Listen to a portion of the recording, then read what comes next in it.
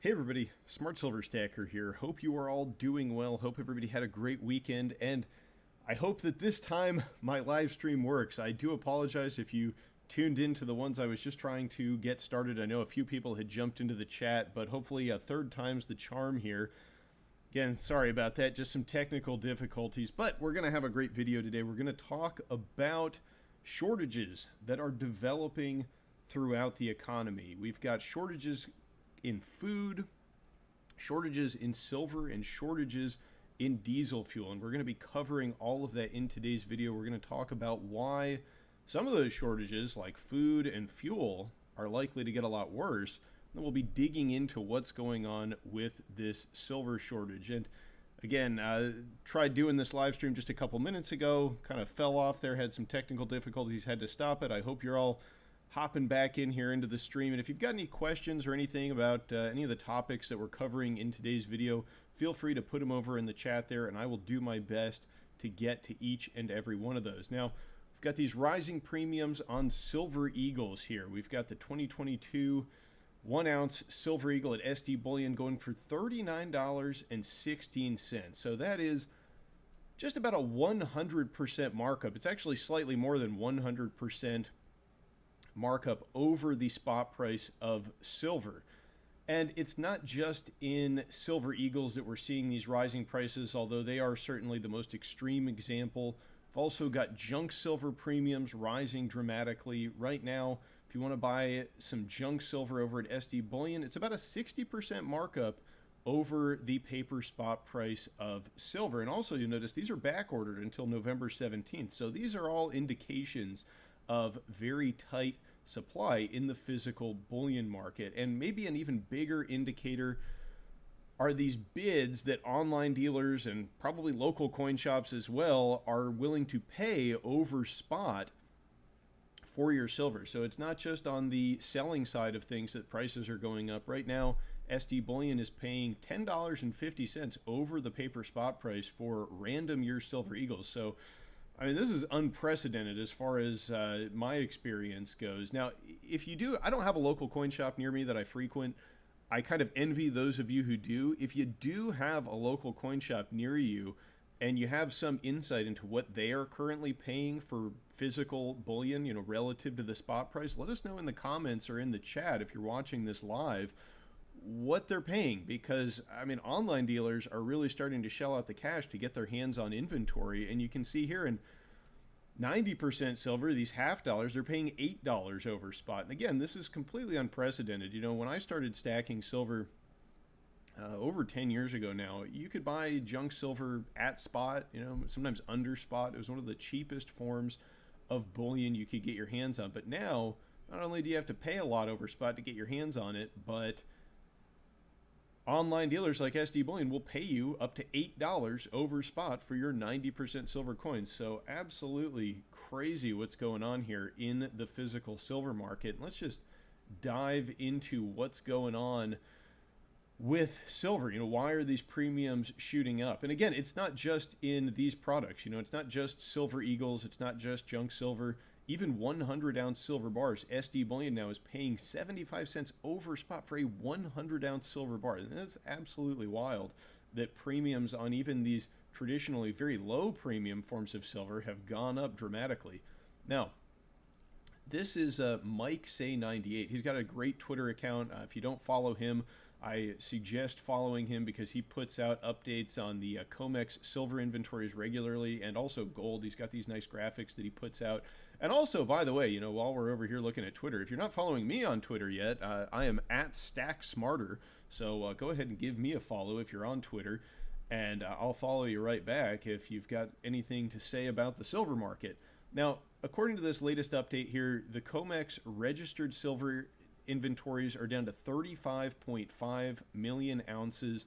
Eligible silver, 265 million ounces. This is a sharp drawdown from where the COMEX inventories were at a year ago, like a dramatic drawdown. I believe last year they had something like over 100 million ounces of registered silver. And according to Mike here, it's the lowest COMEX inventory levels since June 29th, 2017. And it is not just the COMEX that is draining. Also, The LBMA, the London Bullion Market Association, their inventory levels have been dropping significantly as well. So last year in September, they had over 1 billion ounces of silver, and now you can see they're down to 871 million. And even in the last month, this is a trend that's accelerating. It's been going on since March and February of this year. Of course, following Russia's invasion of Ukraine, looks like someone has been buying a lot of physical silver. And I know, some of the buyers are those of you watching. We're doing the silver squeeze. This has been in place since sometime in 2021. I think, when did the silver squeeze start? If you know, let me know in the chat. I think it was April of 2021. So inventory levels have been dropping significantly. We can even zoom out a little bit here, and you can go back to that time, April, May of 2021, and you can see it's pretty much been steadily dropping, the inventory levels of the LBMA since then, but it has been accelerating significantly lately. Now I want to take you over to another tweet. This is from Nikki Shields, and if you've been, following the news in the silver space, you've probably seen some of this. You may have seen this tweet already, but she posted this tweet last week, or actually October 19th, so almost 2 weeks ago now. And she says she was just at the annual LBMA Gold Conference in Lisbon, and polling takeaways from delegates, they are mildly bearish on gold for the year ahead, but super bullish on silver. Their target is $28.30, as the focus was on physical tightness driven by unprecedented demand. And as we've seen, depending on the form of silver you want to get, you might already be paying over $28. If you want to buy a troy ounce worth of junk silver, you're going to be paying about $30 to $31. And for a Silver Eagle, the lowest price at ST Bullion, I think, was $37, and that's if you're buying 1,500 of them at a time. So already the physical price for some forms of bullion has already moved up to this price target. But the LBMA, they understand that there is a huge demand for physical metal. And, it makes sense as we enter into this time of unprecedented uncertainty. We've got the Fed cranking up rates. We've got massive debt loads around the world. We've got war breaking out. I mean, not breaking out. It's been ongoing for almost a year now in Ukraine. It's understandable that people would want to get their hands on physical, tangible assets, because I think the end game here is kind of becoming clear to investors. Now, I'm going to go to the chat here, read a little bit about all of you have to say. Jeremy Barton, he says, things are about to get crazier. I'm a farmer in Florida. People don't know what's coming soon. Stock up on food, guns, and silver. Always keep some cash on hand, too. Things are not looking good. Yeah. So Jeremy probably has his finger on the pulse of the food market. We're going to be getting into that here in just a few minutes. But I would agree. I mean, stocking up, getting prepared. We're certainly heading into uncertain times. And, you need to have some food, because you can't eat your silver, you can't eat your gold. Guns, well, that's obvious. I mean, you need some way to protect what you have. If you've got a bunch of silver and a bunch of food and things really break down, you're going to want some way to protect that. I mean, it's unfortunate that that's the case, but that's just the world we live in. And that's how, the world has been working for millennia. Let's see what else we got in the chat here. You're one of the best up-and-coming channels. Thanks, Italian G. Appreciate that. Appreciate everybody who likes, comments, and subscribes on these videos and watches. I always like to hear what you have to say, too. So do me a favor also. Let's get this information out there. Let's try to get some more folks on this live stream. Smash that like button down below if you're watching. I really appreciate it. Financial Prepper is amazing as well. I haven't checked out Financial Prepper. I'll have to look at that. Absolutely. Freedom for All says, either the people stand against the disgusting criminal scum that run banks and governments. This has nothing to do with religion or race. Those people are in all of them. Yeah, unfortunately, it seems like the folks who are in charge, they're not really looking out for our well-being. And so we've got to look out for our own. I think that that's an important point as well. Now, moving on here, let's keep talking about the COMEX. This is a very interesting article from BullionStar.com. Ronan Manley, he's a precious metals analyst who blogs over there, and he always has some very interesting stuff to say. Now, this article, I would recommend you go check this out. It's titled COMEX, Deliverable Silver Far Less Than Imagined, as 50% of eligible is not available. It is a very lengthy article, and he gets deeply into this growing supply shortage in silver. So, I'll recommend you go over here and check this article out yourself. But one thing that I think is very important here, and it kind of gets down to the heart of this article. He links in this article to this document, which is actually hosted over at the CME Group's website. So they run the COMEX, and this is titled Appendix C, Commodity Exchange Inc., COMEX, and Analysis of Deliverable Supply Silver Futures. And I'll draw your attention to this specific paragraph here because this is very, very interesting. This was posted on their website back in 2021. And they write, the exchange determined at this time to base its estimates of deliverable supply on silver on registered stock, as well as on silver stock meeting all specifications of the silver futures contract stored at exchange-approved depositories. The exchange recognizes that silver is used as an investment vehicle, and as such, some silver stock may be held as a long-term investment. While surveys conducted indicated no clear consensus as to how much silver is dedicated to long-term investments, the exchange, in an effort to represent a conservative deliverable supply that may be readily available for delivery, made a determination to discount from its estimate of deliverable supply 50% of its reported eligible silver at this time. The exchange may, at a later date, decide to estimate those stocks and include them in future deliverable supply estimates. So this is from the CME, this is from the COMEX themselves, so no hyperbole here, no tinfoil hats or conspiracies or anything. I mean, this is what they're putting out on their own website. And it's very interesting to note here that they say, while surveys conducted indicate no clear consensus as to how much silver is dedicated to long-term investments. And what that means, what they're talking about here, is that these eligible silver ounces that they've got over at the COMEX, you know, they always kind of implicitly assume that this eligible category can be turned right into registered. Now, the difference here is that registered silver is silver that is ready to be taken for delivery. Eligible is silver that's in their warehouses but may or may not have some other claim to it. And that's what they're talking about. They're saying that some of the silver in their warehouse that's listed as eligible, it may be some other investor's long-term holdings, and so that can't be taken for delivery by an investor in a COMEX silver futures contract. So what they're saying themselves is that you need to take only half of this number to figure out how much deliverable silver there actually is. Now, I'm going to pull up my calculator here if I can, because I just want, there we go, there's my calculator. I want to talk about some math here regarding what they're saying. So they're saying that only half of their eligible silver is available for delivery. So we can take the amount of deliverable silver that they have, and we'll just multiply that by 0.5. Then we add that to the registered silver category. And you can see that that means that they've got 168,361,109 ounces of silver available for delivery, give or take. You know, this is an estimate based on that 50% figure. But think about that. That's how much silver is at the COMEX right now available for delivery. So it's not really that much when you factor in the current spot price. Now, I'm not sure what the exact current spot price is. It's under $20 though. So we'll just use $20 as a nice round number here. That means that they've got $3.36 billion worth of silver. Now, I know that sounds like a lot of money, but when you consider how many paper contracts are traded out there in silver, it's a lot more than $3.3 billion. And $3.3 billion in 2022, it's not as much money as it used to be. You know, the dollar has been devalued significantly. I know not relative to, you know, foreign currencies at the moment. The dollar index continues to rise, but the absolute purchasing power of the dollar has diminished. Tremendous amounts of fiat currency have been created.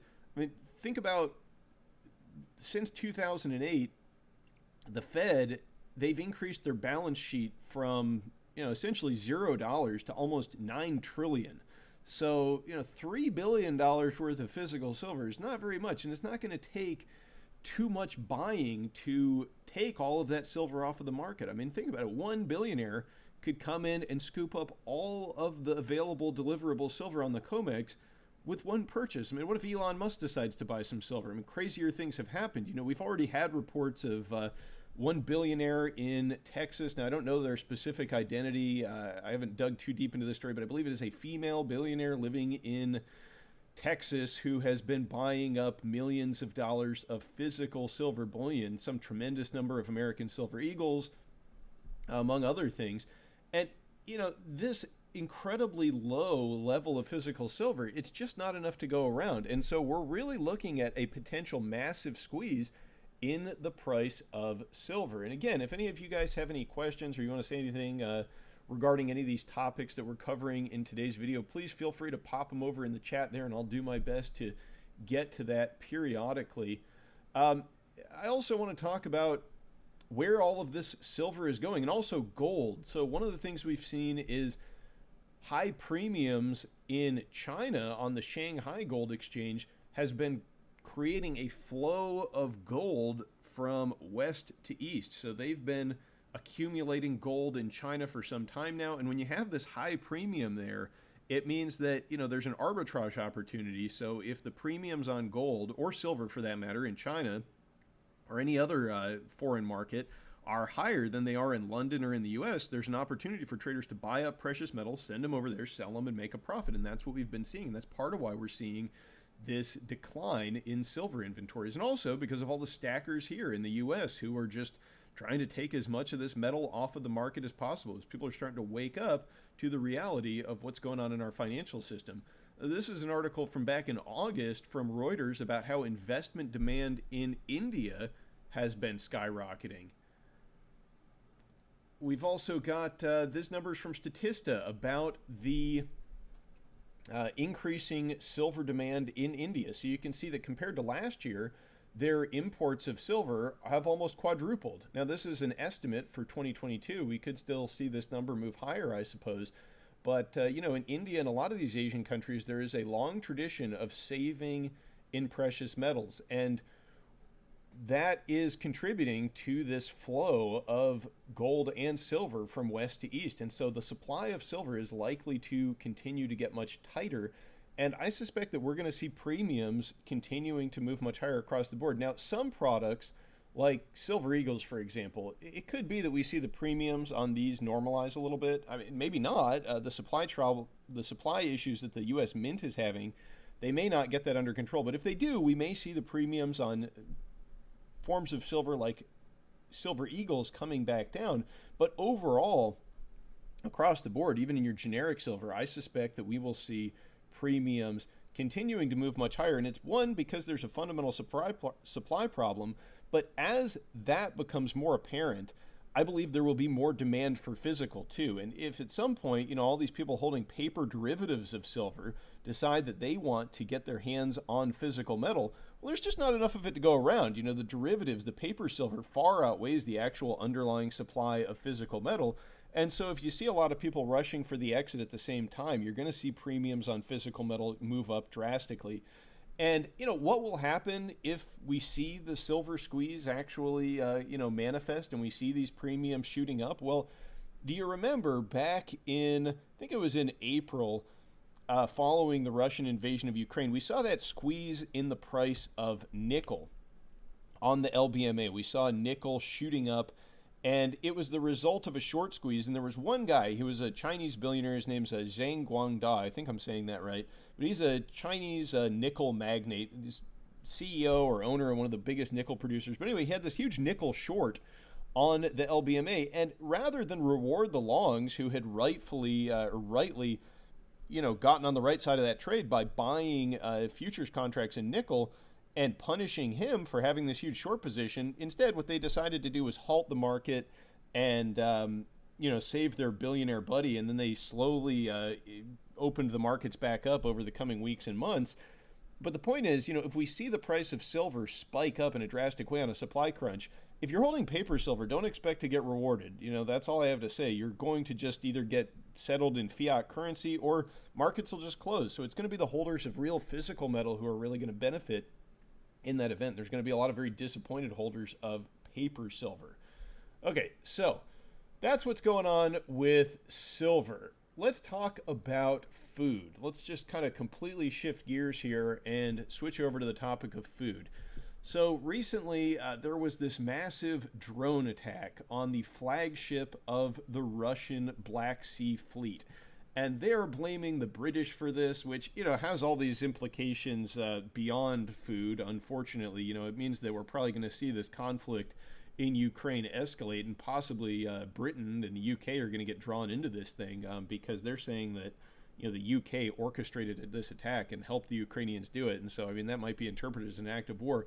But the real important thing here for food is we had this deal where Russia and Turkey and Ukraine, everybody had signed onto this deal where they were going to allow Ukrainian ships or ships carrying Ukrainian grain to leave the Black Sea ports and begin exporting this grain. And that was supposed to help with rising food prices around the world. Well, now Russia has backed out of that deal because of that attack on their ship in the Black Sea Fleet. And, I know that emotions run high on these topics. There's folks out there who probably think it's great that the Russian ship got attacked. I know there's some Russia supporters who watch the channel too. And I mean, I'm pretty agnostic on this conflict, to be honest with you. I mean, to me, the important thing here is that a lot of people are going to suffer unnecessarily as a result of this conflict. And, it cuts both ways. There's plenty of people at fault here. There's plenty of people to point the finger at. But the real critical thing here, the relevant stuff for us living our day-to-day lives, is that food is probably going to be getting a lot more expensive. Now, I don't think that that means that anybody in the West here in like the US or North America, and I know I have viewers from all over the world, but the bulk of my viewers are in North America. I don't think we're going to be starving, although, it's going to get pretty tough for the most vulnerable people and the people who are living paycheck to paycheck. Your life is going to get a lot harder here as food gets more expensive, and that's a very unfortunate thing. And I wish that wasn't the case, but, we all need to be getting prepared for this regardless. But the real important thing here, and the real critical thing is, while this is going to be an inconvenience and it's going to be tough on American families as inflation goes up and those of us in the West, it's going to, put more pressure on us. There's going to be a lot of pressure in the developing world. I mean, people in the developing world, people on the, living hand to mouth basically, which is, hundreds of millions of people, the poorest people on the globe, they are really going to suffer as a result of this. I mean, there's going to be starvation, unfortunately, but just being very real, that is what this is likely to lead to if this grain doesn't get exported. And it's not just the grain, we've got the bird flu in the U.S., we are around the world. We're seeing lots of poultry being culled. We've got extreme weather events, impacting food harvest. And this is just one more problem with the food supply, this grain deal no longer being in effect. And I think that some of the Western folks, the Turkey and Ukraine, they're going to try to continue ahead with shipping this grain out, but we'll see if that works or not. But the point is, people in the developing world who are now potentially going to be driven to the brink of starvation, they're not just going to sit idly by while this happens. This is going to lead to global unrest. And this can be a real problem because this can turn into kind of a vicious cycle here. A lot of developing nations, they produce raw materials, they export goods to the rest of the world. And if they start experiencing unrest, that can be disrupted. It's like what we saw back in April of this year. There were protests and political disruptions in Libya, which forced them to shut down all of their major oil fields. I mean, the Libyan oil production went from something like over 1 million barrels a day down to, I think, 100,000 for some extended period of time. I'm not really sure what the update is on Libya's oil production, but it just goes to show you that when countries descend into unrest, which, food prices, rising food prices do kind of tend to do that, we really have to watch out for further disruptions to supply chains and to the global economy. Let's see. There was something else I wanted to show you regarding food. Oh, yes. Here's the chart of the price of wheat. Now, this is the 1 month chart, and you can see this morning when markets opened, the price of wheat jumped up, spiked up about, I think, 7%. It looks like it's coming down a little bit now, but still higher than it was last week. But let's take a look at the 1 year chart here. And you can see back in May and April and March, following the invasion of Ukraine by Russia, we saw the price of food spike up dramatically. Well, if this conflict escalates in 2023, and I mean, I don't know about you, my analysis is that it's not looking good. It's not looking like there's any peaceful resolutions on the table at this point. So I think the food price is going to spike back up. You know, the price of grain is going to spike back up. And if we look at the 10-year chart, actually, we got to go back a little further, the 25-year chart, you can see it's very rare for grain prices to remain as high as they are. And speaking of, civil unrest related to food prices, remember the Arab Spring? That was back in December 2010, January 2011, around that time. Look what was going on. The price of wheat was spiking up at that time, and that was supposedly a major contributor to that unrest. And now we're back above that price. I know the price has come back down a little bit from earlier this year, but still the price of grain remains highly elevated. And with all of the inflation around the world, and also, the strengthening dollar, the strengthening US dollar as the Fed hikes rates, a lot of times food is priced in dollars. So in the developing world and emerging market economies, there's going to be a lot of pressure on them as far as food prices. Let's see what we got here.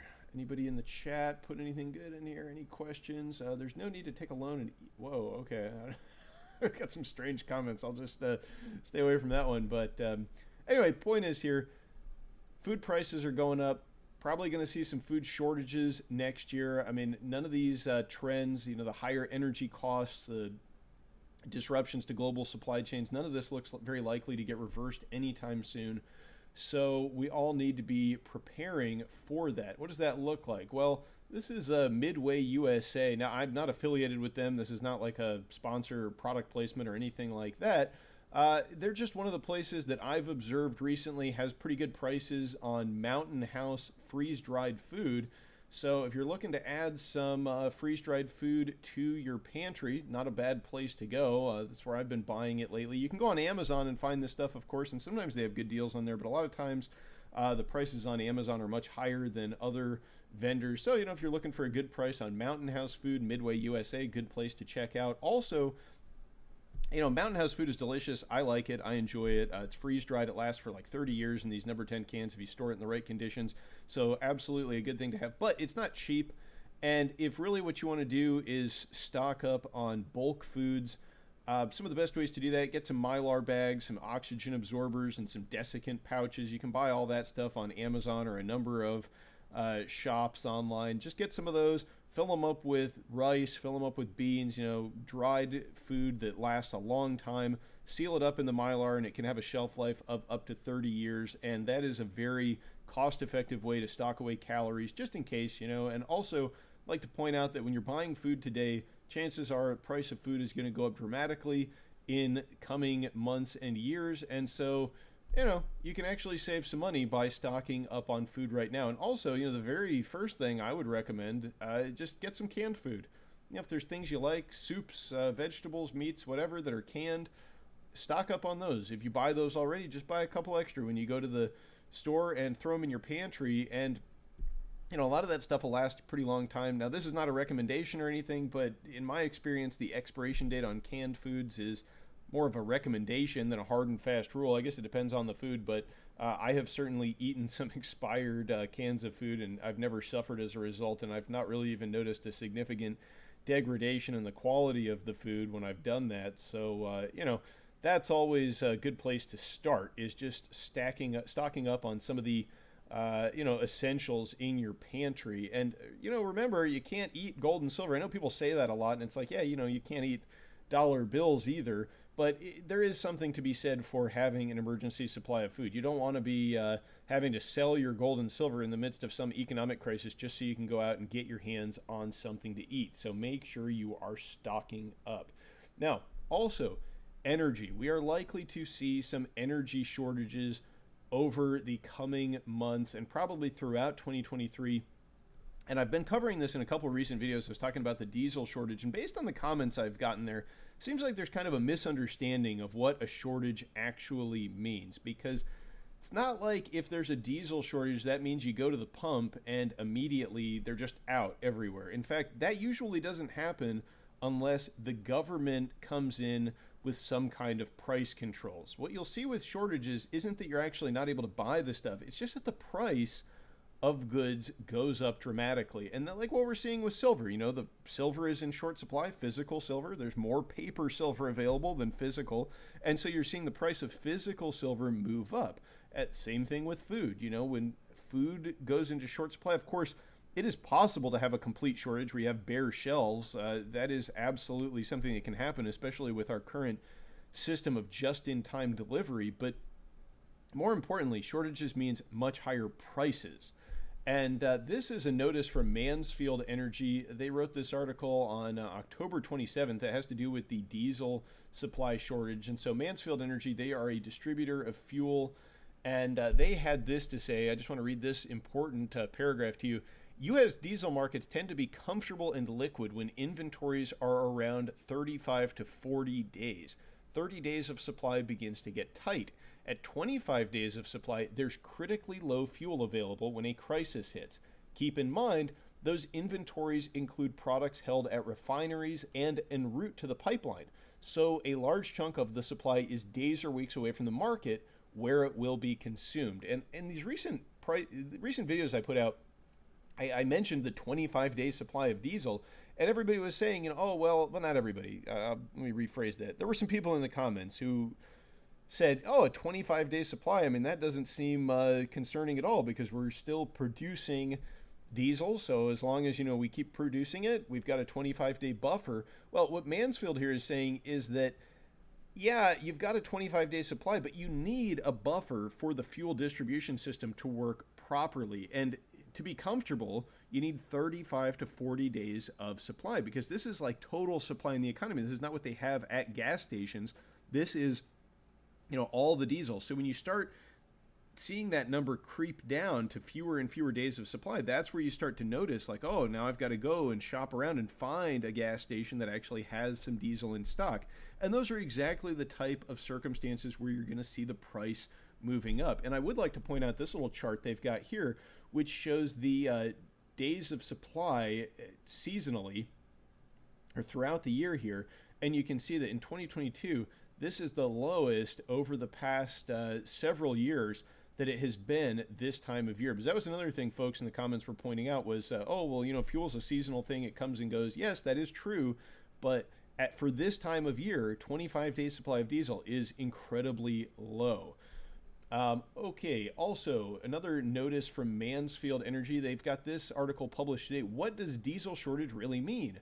And they do a great job of explaining what a shortage really means. So I'm just going to go ahead and read this to you verbatim because I can't really put it into better words myself. But they say for diesel specifically, the shortage will be painful at the macro level, but hopefully manageable at the micro level.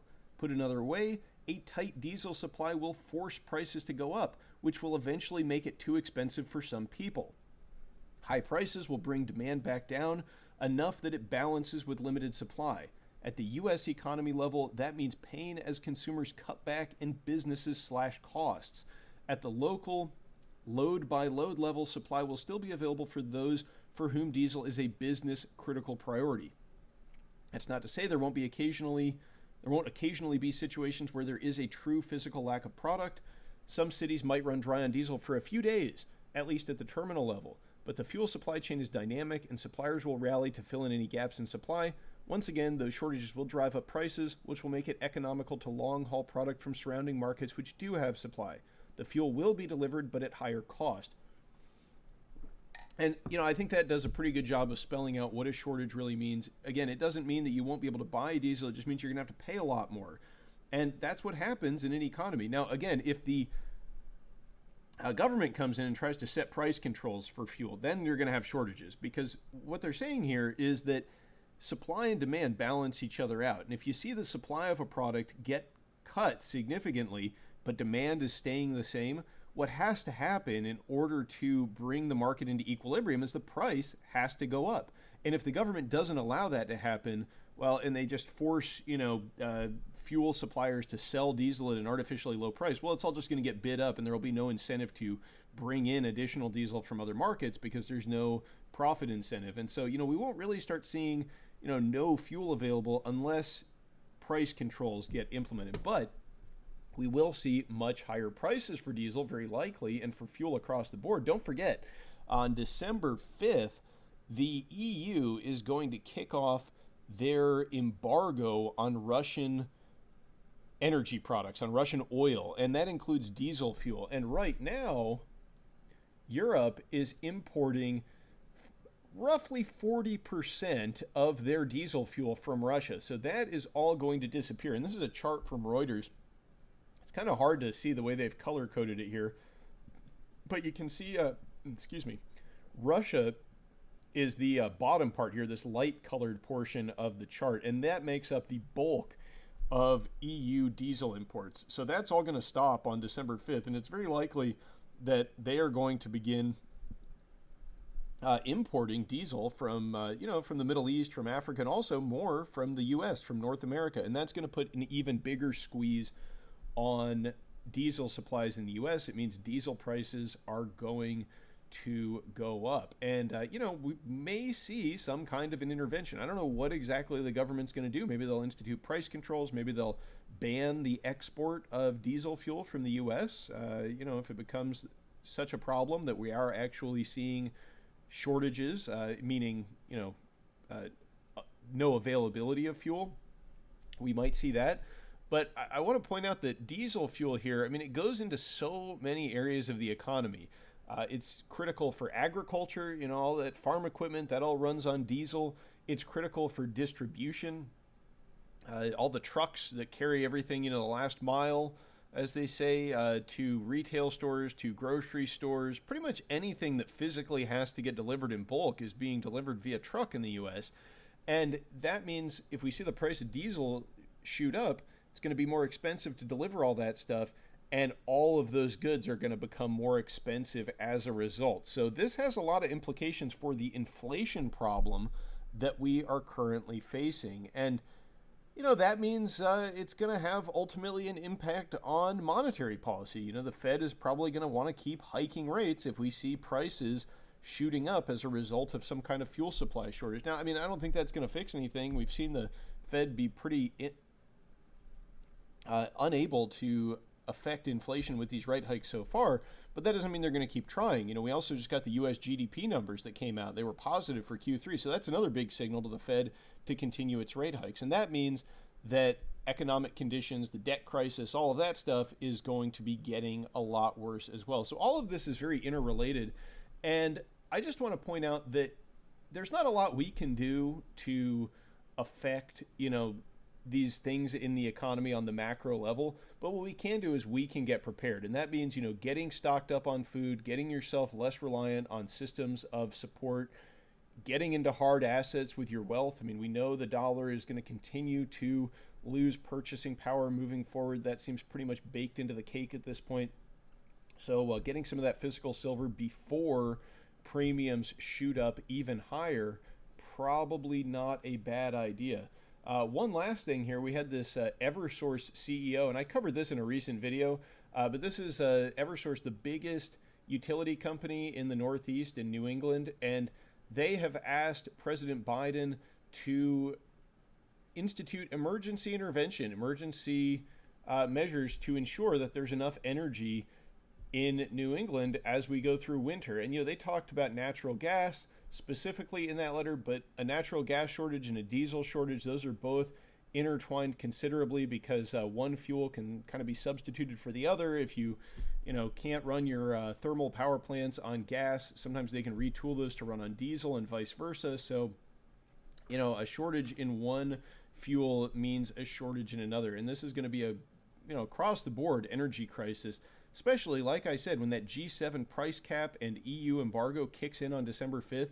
Expect a lot of fuel to get off of the global market. This is an article from S&P Global, and I just want to point out a real quick part here of this article. According to analysis from S&P Global, overall Russian supply disruptions are seen hitting 1.5 million barrels per day in quarter one of 2023 as the market absorbs the EU sanctions and price caps. So think about 1.5 million barrels per day. That is a huge disruption to oil exports from Russia, one of the biggest exporters of petroleum in the world. And if we see that disruption, it means energy across the board is going to skyrocket. So, anybody have any questions or anything in the comments? Let me read through here. It looks like you guys are having a pretty interesting conversation there yourselves. We've got Silas Marner. He says canned food and rotate it. It lasts long beyond that expiration date. The date is marked on the cardboard case. I do want to say one thing about canned food. You know, what I think is a good plan. Maybe there are some canned food items that you'd like to have for long-term storage, but you know, it's something you might not eat. Maybe you don't eat a lot of canned food. Maybe you like to just eat fresh food, but it's always good to have that stuff on hand. One thing you can do if you've got some extra income and you can spare some food is you can stock up on cans, you know, make a note of the expiration date. And, you know, when they start getting within 6 months or so of the expiration date, if you don't want to eat them, just take them down to your local food pantry, donate them, and go buy yourself some fresh cans. I mean, that's a great way to be charitable and to help out your fellow man while also keeping your own emergency preparedness topped off. So I think that that is a good plan and something I plan to implement myself as far as canned goods go. Anyway, low blood pressure says, I see no shortages anywhere. Well, you don't have to go too far. I mean, just go to the gas pump or go to the grocery store, low blood pressure, and you're going to see prices moving up significantly. I mean, already, if you're in New England, the price of diesel fuel is up more than $2 year over year. And again, like I said earlier in this video, shortage doesn't mean that stuff isn't available. It just mostly means that the price is going to be going up a lot. So, you know, $2 year over year, that's something like, I think, a 40 or 50% increase for New England's price of diesel fuel. If that's not a sign of a shortage, you know, that kind of a price increase in 1 year, I don't know what is.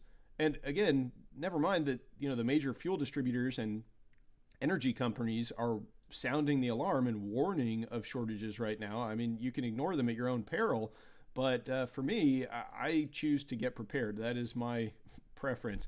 But anyway, this live stream's gone on for a while. I do appreciate all of you jumping into the live stream here and contributing in the chat. Thank you all very much for watching, and I will catch you next time. Smart Silver Stacker out. Oh, here we go. Quick question. Maybe I ended this too early. He says, quick question. What is your thoughts on China going to Taiwan? If so, how much will this truly affect the whole world? Well, that's kind of a topic for another video, Turtle Beats. But I will say that, I mean, if we see China go into Taiwan, I think that the consequences of that are kind of hard to predict. It all depends on how that plays out. But I will say this, you know, we get a lot of manufactured goods from China, import a lot of stuff from China, and if we get into some kind of a conflict surrounding Taiwan with China, you're probably going to see a lot of that stuff be very hard to get your hands on. Now, you know, the quality of the stuff that we're importing from China, I think, is debatable, but, you know, there probably are some things that you as an individual purchase on a regular basis that are manufactured there, and something you might want to be aware of. If it starts looking like that area is going to get, you know, hot, you might want to stock up on that stuff. And, you know, one of the things across the board that you can do to prepare for these shortages is just to, you know, stock up on anything that you buy on a regular basis that has a long shelf life, because things aren't getting any cheaper, folks. Inflation's going to get a lot worse. So you buy it today, you have it, and you don't have to worry about, you know, shortages, and also you don't have to worry as much about price increases. Honestly, that could be one of the best investments you make. Again, not financial advice, but buying food. I mean, you know you're going to eat it, and if the price is significantly higher next year, and you buy it today, you are saving as a result of that. So anyway, I do really appreciate all of you watching. I hope you're all staying safe and getting prepared. Let me know in the comments down below what you think about these shortages, any shortages you've observed in your area, and what you are doing to get prepared. Thank you very much, everybody. Smart Silver Stacker out.